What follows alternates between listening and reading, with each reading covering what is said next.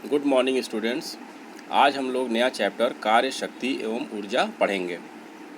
तो आइए इसको शुरू करते हैं। इसके पहले आप लोग क्लास 9th में इसके बारे में पढ़े होंगे कि कार्य किसे कहते हैं। तो भौतिक विज्ञान की भाषा में कार्य तभी होता है जब किसी वस्तु पर बल लगाकर उसे बल की दिशा में विस्थापित कर दिया जाता है, तो हम उसको कार्य कहते हैं।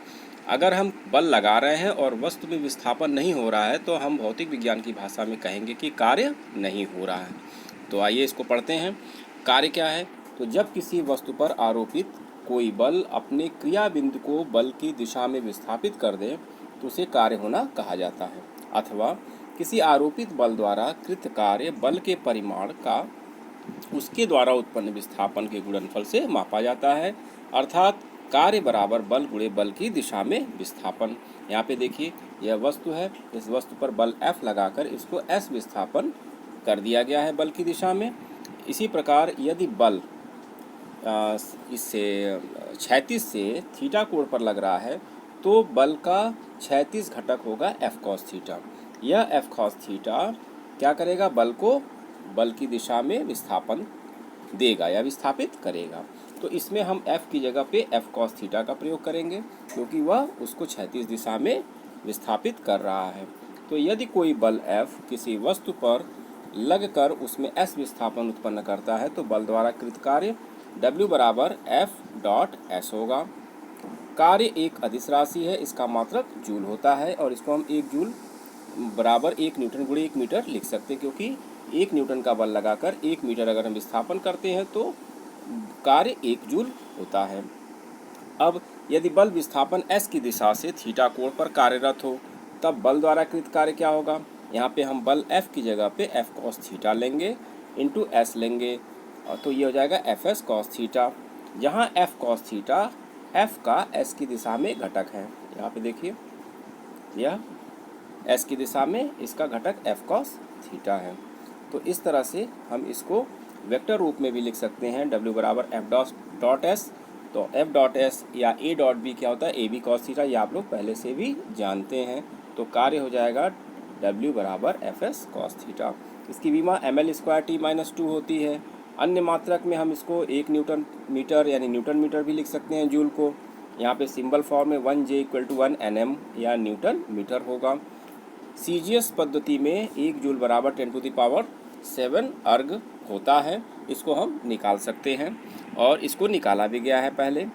और विभिन्न स्थितियां क्या हैं कार्य की? तो बाह्य बल द्वारा कृत कार्य धनात्मक, ऋणात्मक या शून्य हो सकता है, यानी वर्क पॉजिटिव, निगेटिव या 0 हो सकता है। इस थीटा पर यह आधारित होता है। जैसे जैसे थीटा का मान बदलेगा ऐसे ऐसे कार्य का नेचर भी बदल जाएगा। कैसे?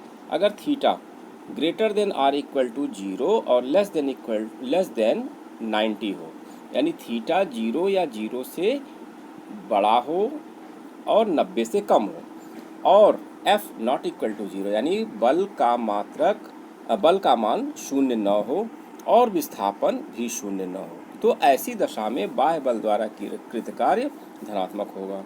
यानी कि बल लगा हो और विस्थापन हो रहा हो और थीटा जो है वह 0 से 90 के बीच में हो तो कार्य धनात्मक होगा। मैक्सिमम कार्य 0 डिग्री पर होगा क्योंकि cos 0 का मान 1 होता है। अब थीटा 90 और 270 के बीच में हो तो इस स्थिति में बाह्य बल द्वारा कृत कार्य ऋणात्मक होगा। किए गए कार्य का महत्तम ऋणात्मक मान थीटा इक्वल टू 180 डिग्री के संगत होगा, क्योंकि 180 पर -1 होता है, उस समय मैक्सिमम वर्क होगा। अब थर्ड पार्ट इसका देखिए, अगर थीटा 90 या 270 हो तो इस परिस्थिति में बाह्य बल द्वारा किया गया कार्य शून्य होगा, क्योंकि दोनों ही स्थितियों में cos 90 और cos 270 का मान 0 होता है। अगला टॉपिक है परिवर्ती बल द्वारा किया गया कार्य, work done by a variable force. यानी इस प्रकार का बल हो जिसका मान हर क्षण बदल रहा हो, तो हम कार्य कैसे करेंगे? क्योंकि अगर बल का मान बदल रहा है तो F इंटू एक्स या F इंटू डेल्टा एक्स का मान बदलता रहेगा। तो हर क्षण अगर बदल रहा है बल का मान तो हम उसको क्या करेंगे कि उस विस्थापन को छोटे छोटे टुकड़े में हम बांट देंगे और F इंटू डेल्टा एक्स निकाल के और सभी विस्थापन को हम छोटे छोटे टुकड़ों में डेल्टा एक्स को बांट देंगे। अब बल का मान क्या होगा कि उस डेल्टा एक्स दूरी में F1 मान लिया है, फिर दूसरे डेल्टा एक्स में F2 है। इस तरह से हम अलग अलग कार्य निकाल को सबको जोड़ देते हैं। तो आइए देखते हैं कि यहाँ पे माना कोई कण x अक्ष पर स्थित दो बिंदुओं x1 व x2 के बीच एक सरल रेखा के अनुदिश गति कर रहा है। यहाँ पे देखिए x1 और x2 दो यहाँ पे बिंदु हैं जिनके बीच में हम दिखाया गया है, और fx मतलब इस पे y एक्सिस पे बल को दिखाया गया है और x एक्सिस पे विस्थापन को दिखाया गया है कि तो आइए अनुदिश गति कर रहा है। माना कण पर एक बल Fx जिसका परिमाण नियत नहीं है, यानी वो बदल रहा है। कण पर हमेशा x अक्ष की दिशा पॉजिटिव में कार्यरत है, तो पॉजिटिव x एक्सिस पे हमेशा कार्यरत है। यहाँ पे यह देखिए यह कंटिन्यूअस दिखाया गया x1 टू x2 इस तरह से, और यही इसको यहाँ पे डेल्टा x विस्थापन में बांट दिया गया x1 x2 को। अब बल द्वारा किन्हीं दो बिंदुओं के बीच कृत कार्य के लिए पथ की लंबाई को डेल्टा x लंबाई के छोटे छोटे टुकड़ों में विभाजित कर लिया जाता है। अब यहाँ देखिए ये डेल्टा x है, ये भी डेल्टा x है, ये भी डेल्टा x है। इस तरह से ये x1 और x2 को डेल्टा x छोटे छोटे पार्ट में बांट लिया गया, विभाजित कर लिया गया कि खंड के आरंभ व अंत में इसका परिमाण लगभग नियत रहे, यानी लगभग बराबर हो। इस प्रकार से इसको बांट लेते हैं। अब क्या करते हैं, माना प्रथम खंड डेल्टा x में लग रहा बल F1 है, जैसा अभी हम थोड़ी देर पहले इसको बता रहे थे, तब F1 द्वारा कृत कार्य F1 इंटू डेल्टा एक्स होगा।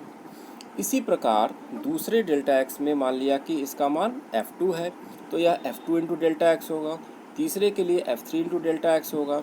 ऐसे nवें खंड में किया गया कार्य Fn इंटू डेल्टा एक्स होगा। तो संपूर्ण कार्य जो हो जाएगा वह सभी कार्यों का योग होगा, यानी हम उसको समेशन लेंगे, उसका जोड़ेंगे। तो इस तरह से हम लिखेंगे कि संपूर्ण कार्य W F1 delta x plus F2 delta x plus Fn delta x. आप यहाँ चित्र में भी देख सकते हैं इस तरह से, यहाँ पे F1 delta x F2 delta x, तो क्या होगा इस आयत की लंबाई और चौड़ाई का गुणा, यानी कि हम इसका क्षेत्रफल एक तरह से निकाल के और इन x1 x2 के बीच घिरे हुए क्षेत्र का क्षेत्रफल निकालते हैं। तो इस तरह से आइए यहाँ पे देखिए F1 into delta x plus F2 into delta x plus F3 into delta x लिख सकते हैं। ऐसे लिखते जाएंगे Fn इंटू डेल्टा एक्स। अब इसको हम सिंबल फॉर्म में क्या लिखेंगे कि W is equal to sigma, यानी समेसन इसको कहते हैं, summation I equal to 1 to I equal to N, यानी Fi डेल्टा एक्स। I का मान 1 रखेंगे तो हमको पहला टर्म मिल जाएगा।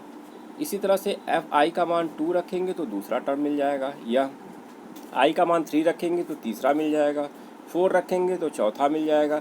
इस तरह से करते करते हम n रखेंगे तो Fn इंटू डेल्टा एक्स इसका nth टर्म मिल जाएगा। तो यह सिंबल फॉर्म या शॉर्ट फॉर्म में हम इसको इस तरह से लिखते हैं कि sigma I equal to 1 to I equal to N Fi delta x. तो यह इस तरह से समेशन फॉर्म में परिवर्ती बल द्वारा किया गया कार्य है। अब यदि डेल्टा एक्स टेंड्स टू 0, यानी बहुत सूक्ष्म हो, अत्यंत सूक्ष्म हो डेल्टा एक्स, तब अंतराल x1 से x2 के बीच कृत कार्य कॉन्टिन्यूअस होगा, और इसको हम इंटीग्रल के रूप में व्यक्त कर सकते हैं, यानी W is equal to limit x1 to x2, lower limit x1 और upper limit x2 F into delta x, यदि बल और विस्थापन समांतर न होकर एक दूसरे से थीटा कोण बनाते हैं। ठीक उसी प्रकार से जैसे अभी पिछले टॉपिक में हम लोग डिस्कस किए थे, तो अगर F ना होकर यह थीटा कोण बना रहा है तो उसका हम क्षैतिज घटक F cos थीटा लेंगे। तो इस तरह से W is equal to x1 to x2 F cos theta into dx हम लिखेंगे। अब इसमें पद x1 to x2 F cos theta dx को रेखीय समाकलन कहते हैं, लीनियर इंटीग्रल कहते हैं। वेक्टर फॉर्म में इसको हम लिखेंगे W is equal to x1 to x2 F dot dx, क्योंकि डॉट प्रोडक्ट जो होगा या अदिश गुणन F delta F into delta x के बराबर होगा या F डॉट dx के बराबर होगा। इसको जब हम लिखेंगे इसका मैग्नीट्यूड तो F cos theta into dx आएगा। तो इस तरह से यह परिवर्ती बल द्वारा किया गया कार्य संपन्न हुआ। इस पर एक छोटा सा क्वेश्चन है और इसमें हम लोग नेक्स्ट टर्म पे और भी क्वेश्चन करेंगे कि एक कण बल F बराबर 5 minus 3x plus 2x square Newton के अधीन x अक्ष के अनुदिश x इक्वल टू 0 से x is equal to 4 metre तक चलता है। कार्य की गणना कीजिए, कितना कार्य हुआ। तो किया गया कार्य क्या होगा, W is equal to x1 to x2 F d x. अब यहाँ पे x1 क्या है, 0 है, और x2 क्या है, 4 है। तो 0 टू 4 एफ डी एक्स हम यहाँ पे लिखेंगे। तो f का मान रखेंगे 5 minus 3x plus 2x square into D x, यानी ये डी एक्स है, इंटू नहीं, ये डी एक्स इसका इंटीग्रेंड है। तो 5 minus 3x plus 2x square d x लिखेंगे। अब इसको अलग अलग इंटीग्रेट करेंगे x to the power n वाले फार्मूले से। तो उसका इंटीग्रल क्या होता है, x to the power n plus 1 upon n plus 1, जो पहले पढ़ाया जा चुका है। आप इसको बुक पिछले क्लास का नोट्स निकाल के देख सकते हैं। तो 5 का क्या हो जाएगा, 5x हो गया, x का क्या हो जाएगा, x स्क्वायर हो जाएगा, यानी x स्क्वायर बाई 2 हुआ, और ऐसे x क्यूब का क्या हो, x स्क्वायर का क्या होगा, x क्यूब बाई 3 होगा। तो पहले टर्म का 5x, दूसरे का 3/2 x square plus 2/3 x cube. यहाँ पे x to the power n dx का उपयोग किया गया है, जिसका मान होता है x to the power n plus 1 upon n plus 1। तो यहाँ पे x के पावर 1 है तो x के पावर 2 हुआ, और नीचे n प्लस 1 की जगह 2 आ जाएगा। यहाँ x के पावर 2 है तो x के पावर क्या हो जाएगा, 2 प्लस 1 3 होगा, और नीचे 2 प्लस 1 3 हो जाएगा। लिमिट रखेंगे 0 टू 4। तो पहले हम अपर लिमिट रखेंगे, फिर माइनस लोअर लिमिट रखेंगे। तो पहले टर्म में रखेंगे तो 4 माइनस 0, दूसरे टर्म में रखेंगे तो 4 का स्क्वायर 16 माइनस 0, तीसरे में रखेंगे तो 4 का क्यूब 64 माइनस 0। इसको सॉल्व करेंगे तो यह पहला टर्म 20 हो गया, दूसरा 24 हो गया, और तीसरा 128 अपॉन 3 या 128/3 हो गया, यानी कुल मान 116/3 आया। सॉल्व करेंगे तो 38.67 होगा जूल। तो इस तरह से परिवर्ती बल द्वारा किया गया कार्य यह हमको प्राप्त हो गया 38.67 जूल। तो आज क्लास में इतना ही। अब अगले टर्म पे हम लोग एनर्जी और उसके डेरिवेशन के बारे में पढ़ेंगे और कुछ न्यूमेरिकल लगाएंगे। धन्यवाद।